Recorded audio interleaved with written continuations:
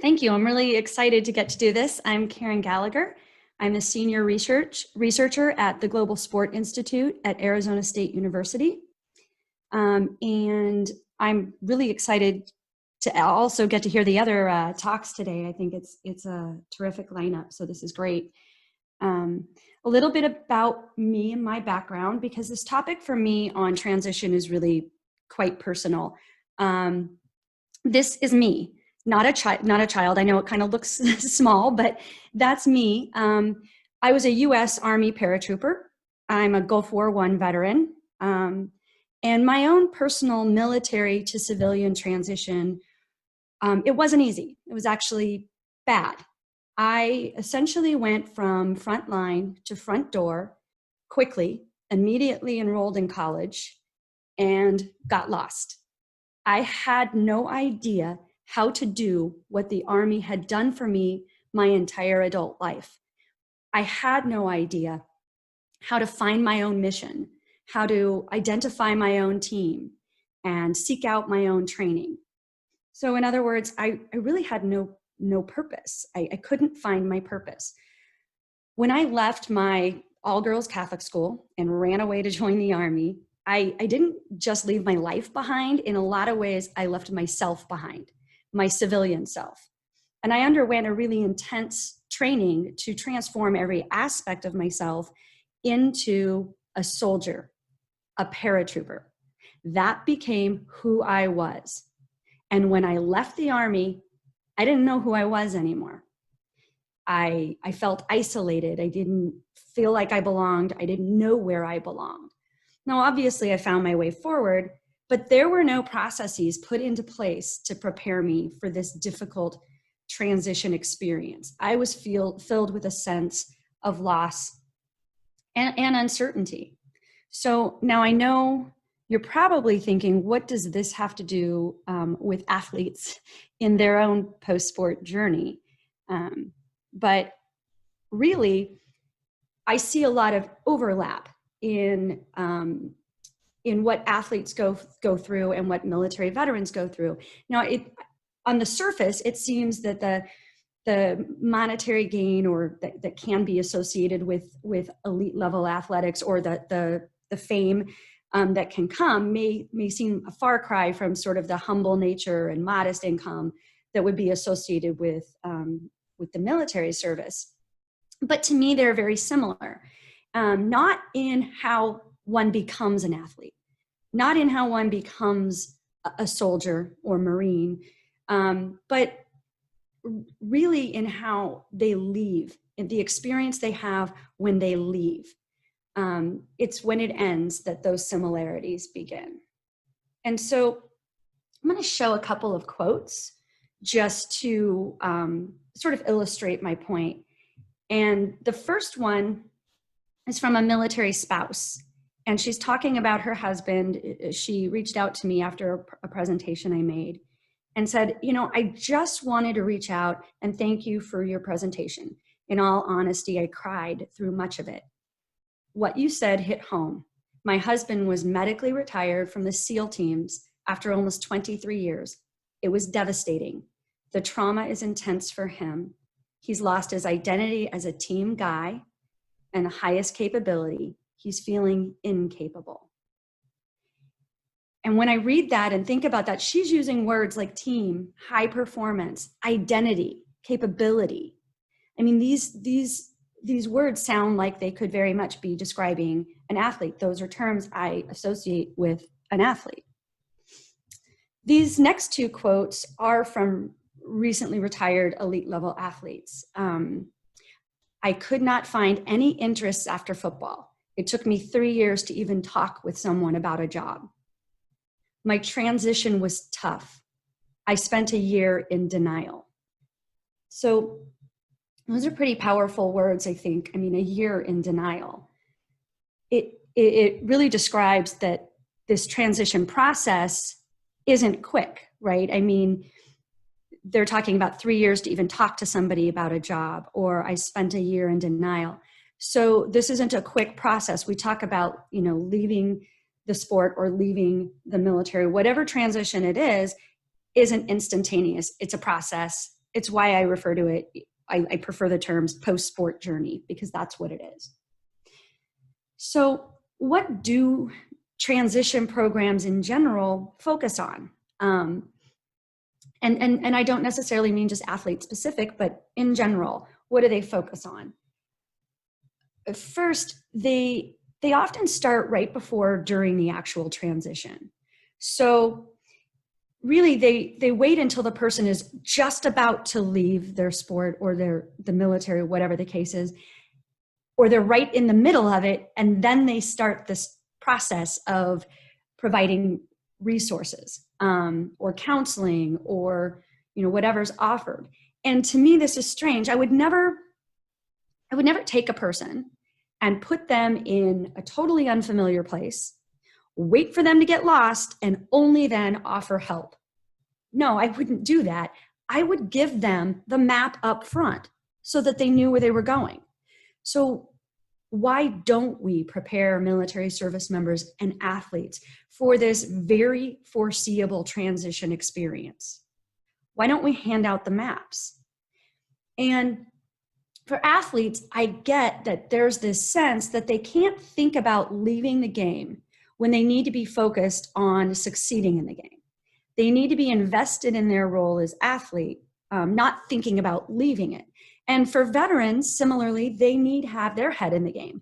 They need to be invested in this military identity as part of their process for safety, for success on the battlefield, to stay alive, to help their buddies stay alive. So, what we can do is talk about the fact that it's coming.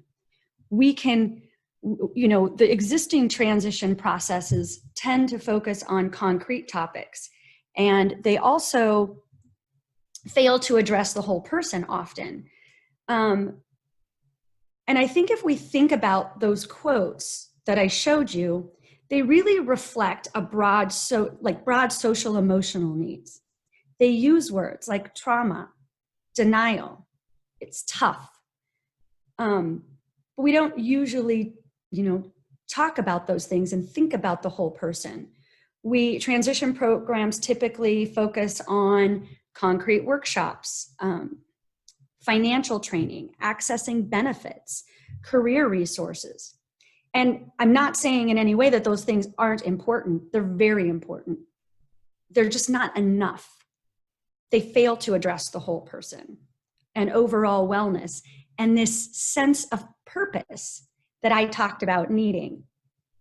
And this is a word cloud that is composed of frequently used words and phrases from retired athletes.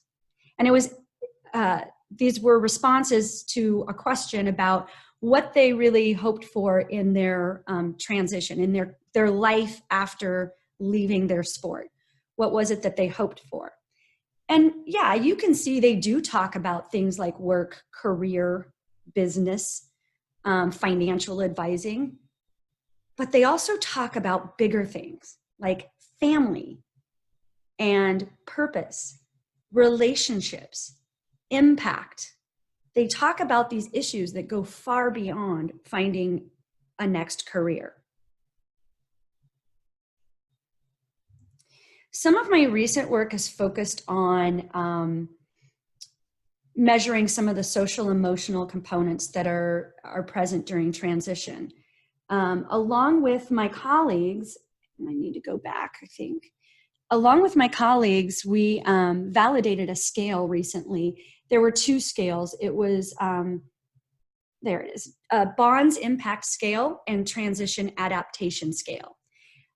So these are scales we validated that have been submitted for publication.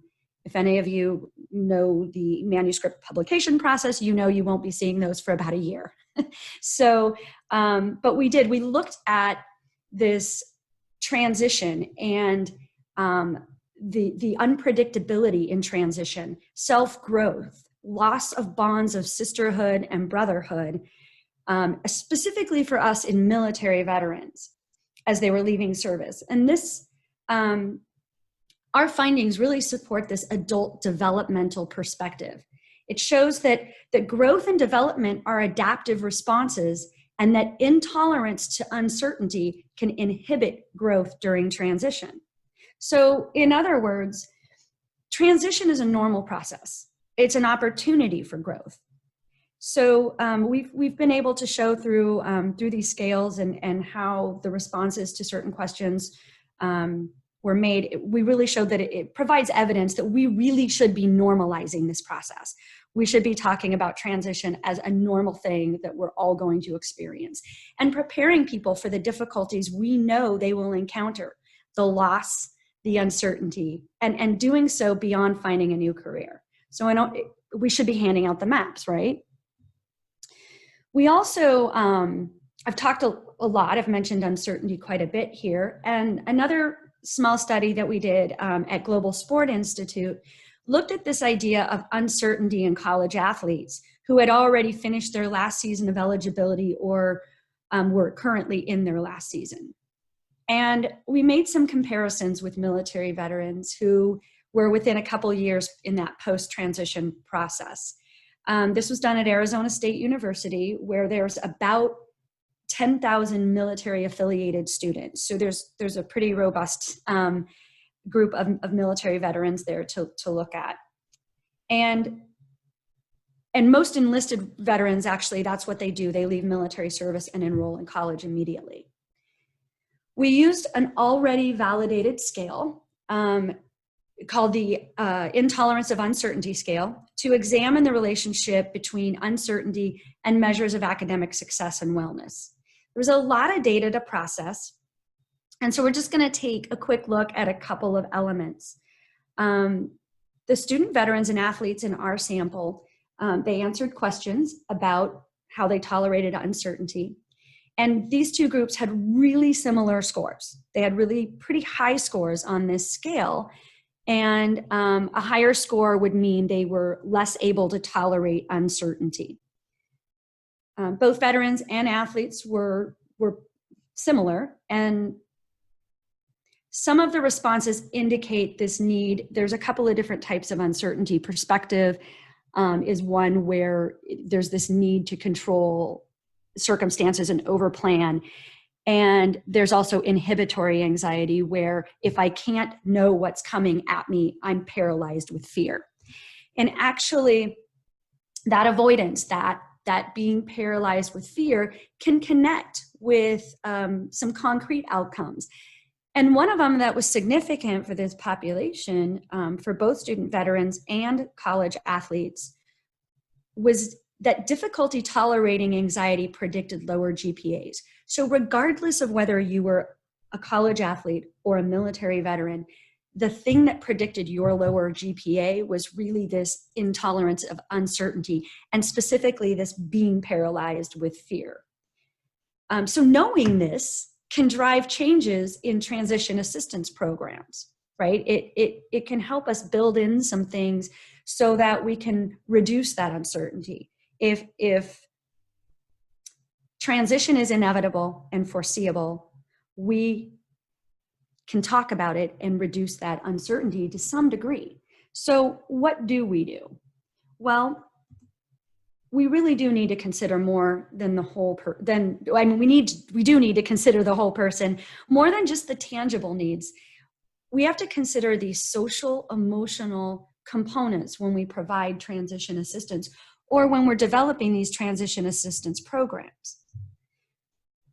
So let's normalize this transition process. We just start handing out the maps for this post-sport journey. Tell them what's coming, that the game will end, and when it does, you will experience a sense of loss, a loss of identity, a loss of purpose, a loss of social bonds and culture. It's hard and it hurts, and you will go through stages of grief, denial, anger, bargaining, depression, and acceptance. This is what you'll go through, and that it's totally normal. And then let's start this process long before transition will actually take place. You see, when we think about transition on that axis, right, where, because we don't always know when it will end. In fact, some athletes may not even know that it's over after it's over. They may be waiting for 6 months for the phone to ring again. So when we think about that access, transition can be expected and desired, right, up top. In other words, I knew it was coming and I was looking forward to it. I was excited about it. But it can also be unexpected, but still desired, right? I didn't know it was coming, but I'm happy about it. And when we think about that axis, it's those last two quadrants that are really the ones we need to think about. And that is, especially when we develop transition assistance programs and deliver those services, we need to think about when transition is unexpected and undesired, or when it's expected and still undesired. We don't know when the end is coming. We don't know when change will happen. So we have to start normalizing this process long before it happens. And those are the things I think that are important in thinking about this process and developing these programs. And that's my contact information in case anybody would like to reach out and email me in the future for a discussion. I'm always happy to further talk about these and engage. Thank you. Karen, this research that you've done is really interesting, and I'm curious to know if you guys have been able to see to seek the level of intolerance to uncertainty with other students to compare to the population of athletes. Yeah, that would definitely be an important next step. And when we looked at these, we looked at athletes and veterans only. It would be good to look. I don't necessarily think that it would be good to look at freshmen in college, because they too are in transition, or it might be good to look at that to see what that normal transition process is like. But because these were older students, I think it would be interesting to look more at the older student population who are obviously about to undergo another transition themselves, maybe with less uncertainty, maybe not. So it would be an interesting idea to explore for sure. Yeah. And was this done before COVID hit? It was done before COVID hit. And we're talking about what we can do in this space, again, to sort of replicate this, because there's that unexpected and undesired point on the axes where people didn't see this coming. And we have athletes who didn't get their last season of play. Yep. They didn't get this last season of eligibility. And, that can lead to a whole bunch of other difficulties in that transition process for them. Yeah, I was thinking of the impact for the athletes, but also, the pandemic was sort of a crash course in dealing with uncertainty and a higher level of anxiety for everybody. And I wonder if these athletes' answers would be different now after living through these last 8 months. Yeah, I mean, right, because it's been uncertainty in every aspect of our life, every component. So it would be interesting to see if their tolerance has changed or shifted. I mean, the prospective anxiety stuff wasn't so significant, this need to overplan. It was more this paralyzed with fear thing. And I actually would be willing to bet that we're seeing quite a bit of that in the general student population as well, that they can't attend classes like they used to and those kinds of things. So I would be very interested to replicate this with the same group and see if in follow-up their scores have changed. And we did look at things like overall wellness. This was a small piece, so we looked at a whole bunch of things that would be interesting as well to compare. Yeah, and I'm curious too about the impact on the longevity of the situation. Perhaps if you know that the pandemic is 3 months, you feel different than if it's going on with really no end in sight. And yeah, I wonder how that could impact results as well. Yeah, and we at Global Sport Institute did do an international poll where we looked at the impact of loss of opportunity in athletics and mental health, which was a whole other interesting thing for youth sports, especially. That's where we saw a really big impact. So there's some pretty meaningful stuff there. Very interesting. That was great. Thanks for sharing. And I think it's really interesting to see the perspective and the alignment between the military and the athletes, and we know that it's a pretty similar transition.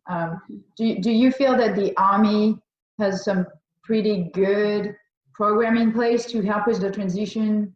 Is there, how is that working? The short answer is no. The Army has made, and not just the Army, the US military in general, I think the British Army does a much better job at thinking about transition. In medicine, you think about discharge starts on admission, right? The second the patient comes into the system, you're thinking about the next level. But we don't do that in at least the US military. I think the British Army does a better job at that. The US military, when I got out, there was pretty much nothing. Now they do have a transition assistance program, TAPS, but it does what I described. It focuses on the concrete things, accessing benefits, career, finances, not this social emotional component. There is one for special forces that's being piloted on Fort Bragg that focuses on teaching them about the stages of grief that I talked about briefly. So it's starting to find its way in, but it's not there yet. Yeah, absolutely. We had a great conversation yesterday because we talked a lot about wellness and preparing the whole athletes when they're still competing, and really being focused on developing outside of sport when you're still competing as being the best way to actually prepare for your transition. And so that's fantastic. And I'd like to see that. One of the things I get in my conversations with coaches and some athletes is, how can you ask me to think about leaving the game? I got to stay, my mind has to stay that I'm going to be in the game. It has to stay now. And I just think that that's a disservice. There has to be a way to allow this normalization of this process that it's coming without infringing upon that, that current need to be invested. So.